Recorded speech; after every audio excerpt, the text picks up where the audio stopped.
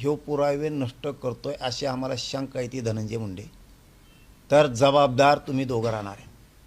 अजितदादांवरती जी आज तरुण पोरांची जी फळी आहे ही थोडी मानायला लागली थोडी, तर ही पुरी फळी अजितदादांच्या विरोधात जाणार आहे.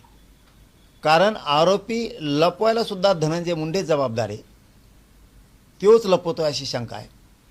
खून करायला त्यानेच पाठवलंय, खंडणी मागायला सुद्धा त्यानेच पाठवलंय धनंजय मुंडेंनीच.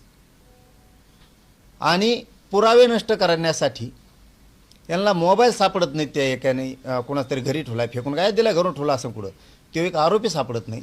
हे साखळे अटक करत नाहीत पूर्ण संघटित गुन्हेगारीची.